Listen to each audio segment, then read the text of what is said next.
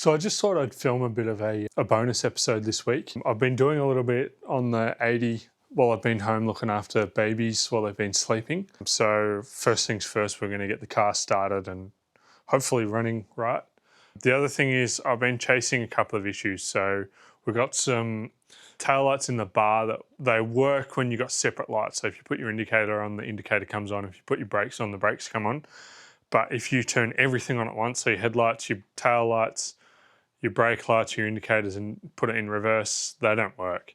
So I've actually tried to rewire this left one, which something seems wrong. I'm just going to go ahead and check the bulbs. I'll do that off camera, but been chasing that. The other thing is wipers. So my wipers have been too slow apparently. So I thought the motor had said its last goodbye, but I've pulled it apart. It all looks good inside. The bearing's fine. I've refinished where the brushes touch the motor. So I've just cleaned the gunk off that and just run some light sandpaper on it and test it on the bench. It seems to be working fine. I've also put it back in the car, which I haven't filmed because it's just all fiddly bits really, but I've put it back in the car and it seems to be working. So I'm just going and cleaning the linkage and re-greasing the linkage for the wipers. So hopefully that should solve it, which will be another thing ticked off the list. I'm also going to try and fit the windshield washers as well. So they didn't spray very well. So I just bought new ones. I think they were like 20 bucks each. So I was like, whatever, I'll just put some fresh ones on. So yeah, I think I'll get into getting the car started and we'll see how we go.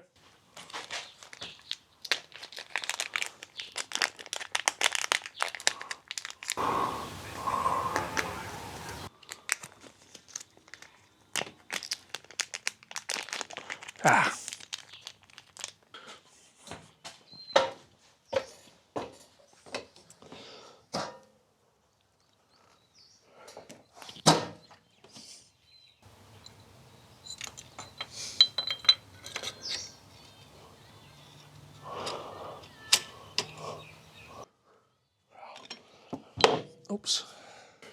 Well, this is a very awkward position. Get our little brackets in.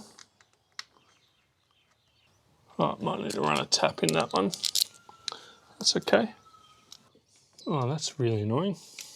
All right, tap all the threads. I doubt this will fit, but I'll bring it over.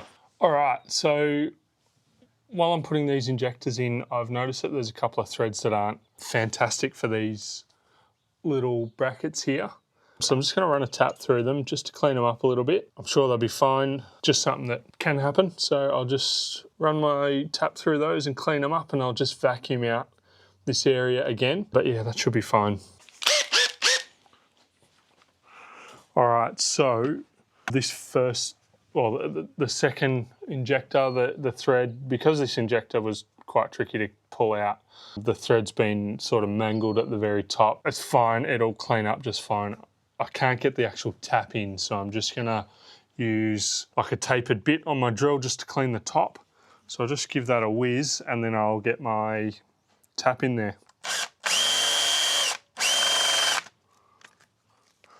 So just put a taper on it, just vacuum it up.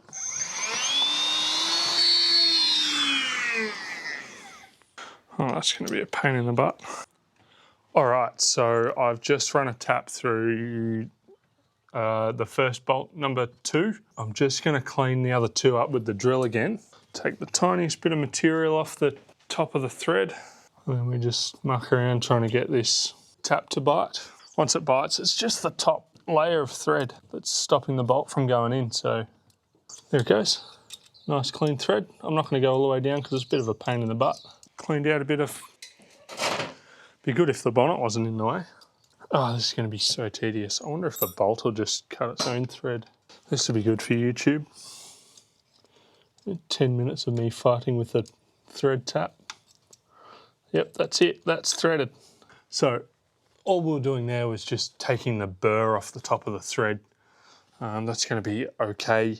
Now you'll notice I've already got the injectors in the head just so I don't drop any dirt or metal shavings inside the cylinder. Probably the safest way to tap these threads. All right, next step will be just to get these injector hoses, these fuel hoses lined up and in their little spots. It might be a bit of a nightmare, but yeah, as long as they're close, we can start to snug down these bolts that hold the injectors into place. Just don't want to squash these lines, that's all. The repair manual does say to remove the lines completely just so you don't damage them.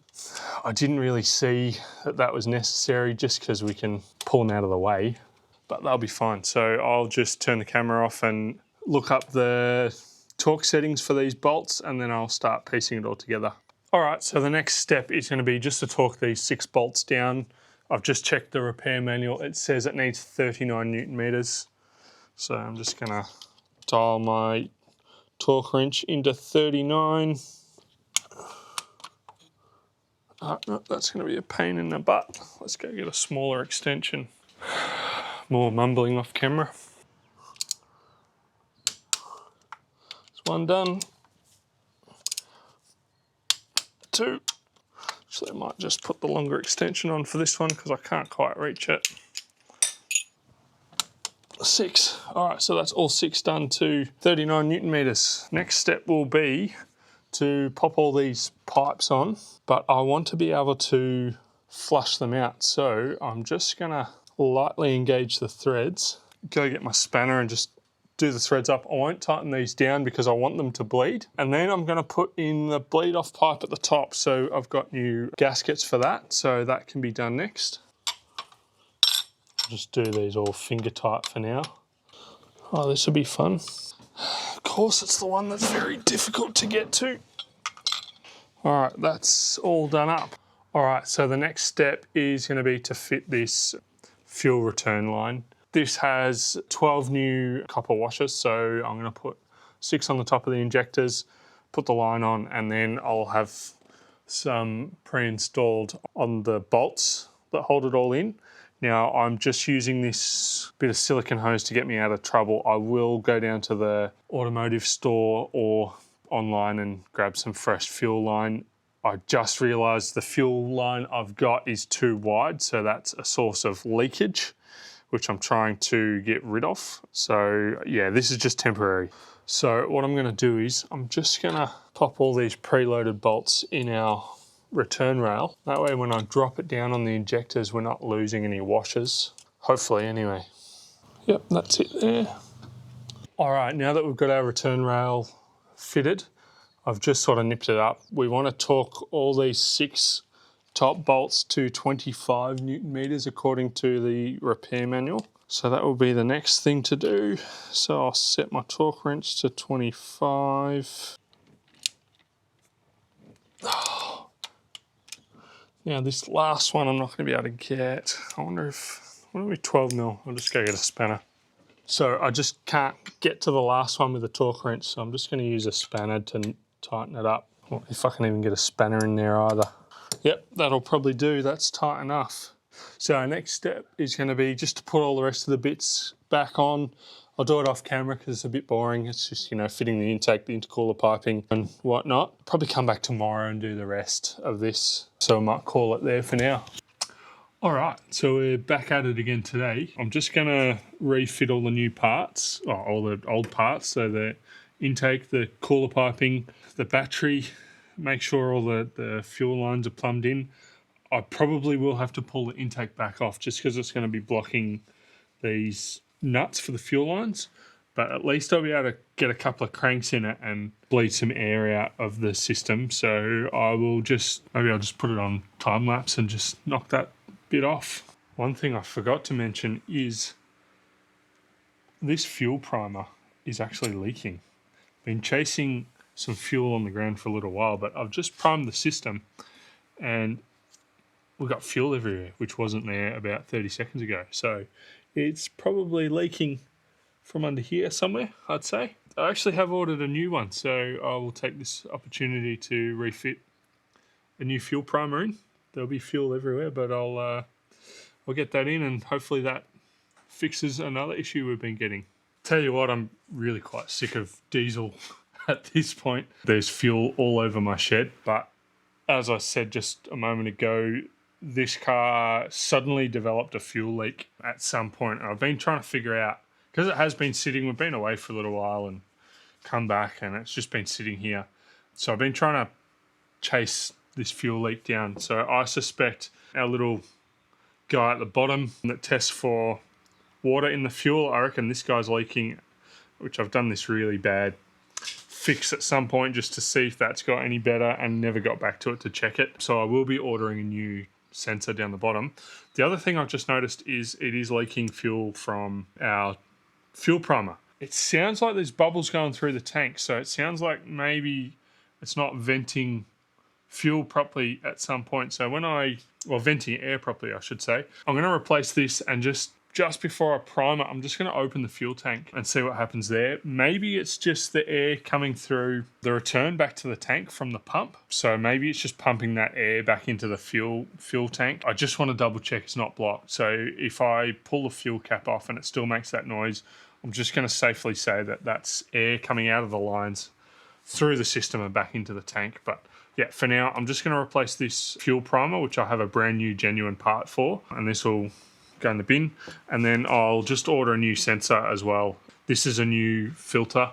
I put this on 3 months ago. The car's done about 50 kilometers with this new filter, so I won't bother replacing that just yet. But yeah, hopefully this... I've been sort of suspecting this fuel primer's on its way out just because of air in the fuel lines, air in the fuel system. So I suspect this has been sucking in air for a little while. So yeah, I'll replace that. I'll connect everything back up and hopefully we can get it started today. So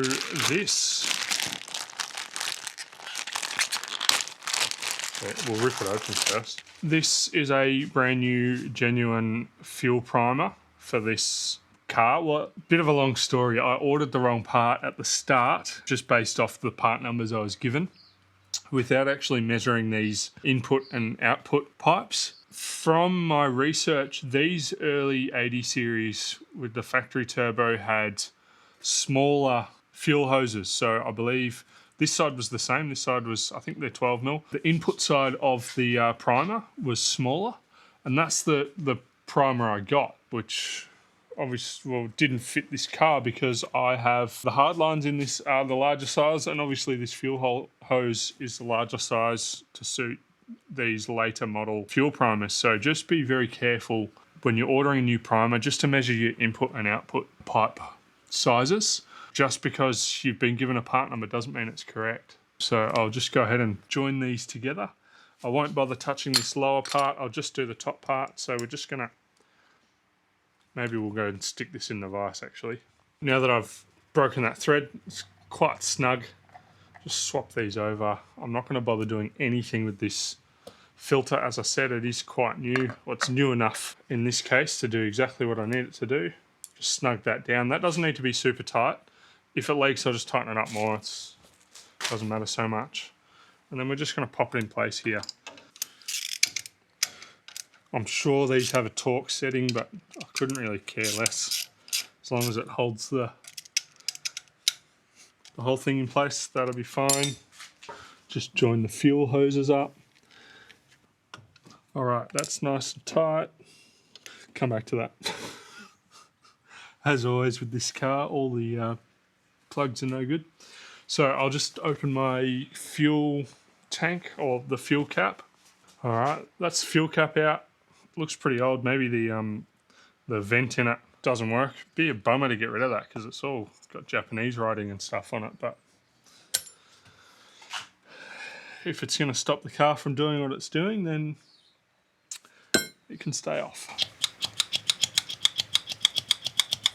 Fuel tank's still bubbling, so I'm going to assume that that's just pumping the air back through. All right, that's nice and firm. There's nothing leaking. We're not leaking down the bottom, so my little fix down there is going to be good enough for this job until I can order a new part for it.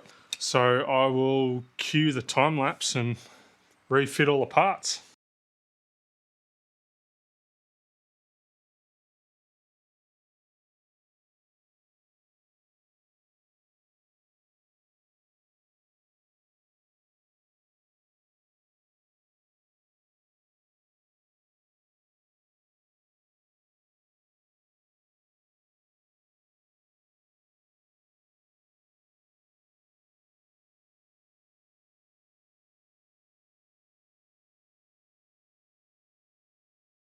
So I've got the intercooler piping back in. The next step is going to be to put the battery and the battery tray in. Now, it's a bit of a nightmare to get the intercooler piping in and out with the battery tray in. So I'm just going to slap the battery in, and actually I think we're just going to try and start it. So what I might do is I'll just turn the 200 series around and use, it'll make a bit of noise, but I'm going to use the battery from that just to keep this battery happy while it's cranking. This has a new battery in it, so it's probably going to be all right, but I don't want to cook it before I get to use the car and have to buy another one. So we'll just use the power from the 200. I'll turn it around. It'll make a bit of noise, but at least we'll have an idea on if it's going to start or not. So I'll just turn the camera off, reposition everything, and get the battery in. Actually, I'll put the battery in now quickly, but just had to go and get my King Chrome spanners out of the camper. I don't know why I leave them in there, but it's so convenient to take with the camper, all rolled up like that. King Chrome, if you ever see this, I would love to have some more, so send them my way. All right, so I've got the 80 hooked up, and we've got the 200's battery hooked up over here. 200's on, ready to go. We'll climb into the cabin in this one and try and start it. All right, hopefully I haven't forgotten anything.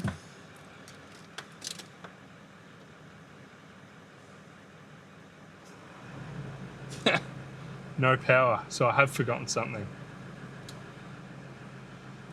Let's go make sure everything's plugged in. So I forgot to plug in a power cable, basically. It's the cable that runs from one side of the car to the other to power what was the fusible links. They're now MIDI fuses. I'll show you that in a future episode, but let's just see if we can get it to start.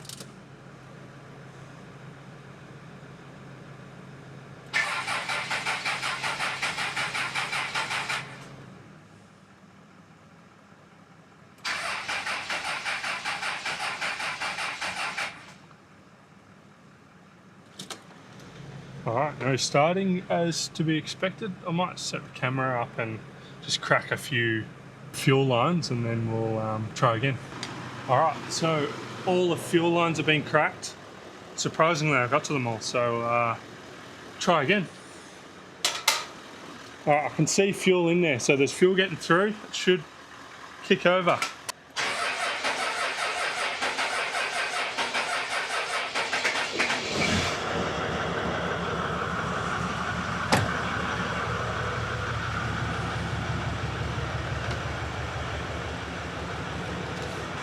It's a little bit smoky in here. Hopefully we pick this up on camera.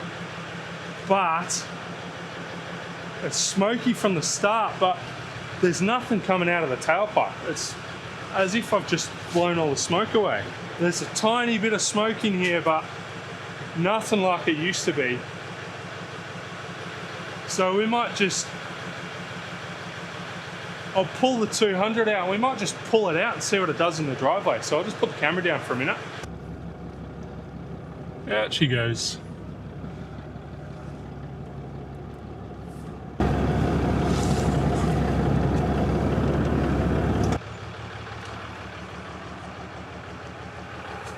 All right, there it is. A bit smoky, I'll get the camera in, but we can pick that up.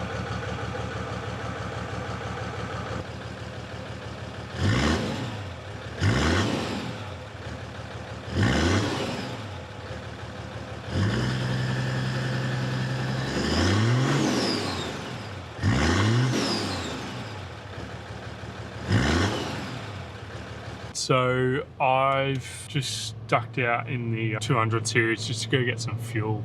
I've run into a problem on the 80 where it is still leaking fuel. So it seems like the fuel line that runs between the pump and injector number 1 isn't sealing properly. I've done a little bit of research, and you've even noticed in the repair manual that it says to completely undo all the fuel lines from the injectors and from the pump.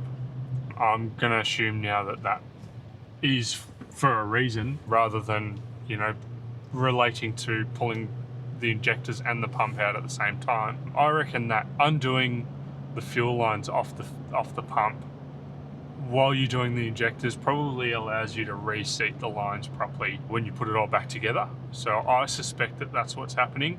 When I undid the nut, and it seemed like the fuel line just didn't quite want to sit in the right spot. Because there's fuel everywhere, I just thought I'd let it evaporate overnight, and I'll have a try again tomorrow just to try and reseat that fuel line. Hopefully all it is just reseating it. I have had a quick look. It's about 130 bucks to get a new fuel line. Probably not the end of the world, but I'd rather spend that 130 bucks on something else to get the car on the road. But if that's what's leaking, then that's what I'll have to change. So I'll try again tomorrow. Apart from that, the car actually did run pretty well. Sounds a lot better than it used to, and I suspect that it's been having compression issues long term. So hopefully now that I've resealed those fuel lines, those injectors into the head, it's gonna, obviously the compression will be better. It's only a little bit, but it's enough to make a difference on these 80 series. That'll probably be it for this episode. It wasn't really supposed to be a full episode, so just like a in-betweener that I was gonna put up during the week while I had a bit of time on my hands. I think next weekend I've got a little bit of a teaser with some nuggets coming up, and late next week I've got a friend coming down with his little Mazda that we're gonna film a couple of episodes on. So anyway, that's this trip done. I'll head back home and that'll be it. Thanks for watching. God, I love this car. Not even tuned and it's good.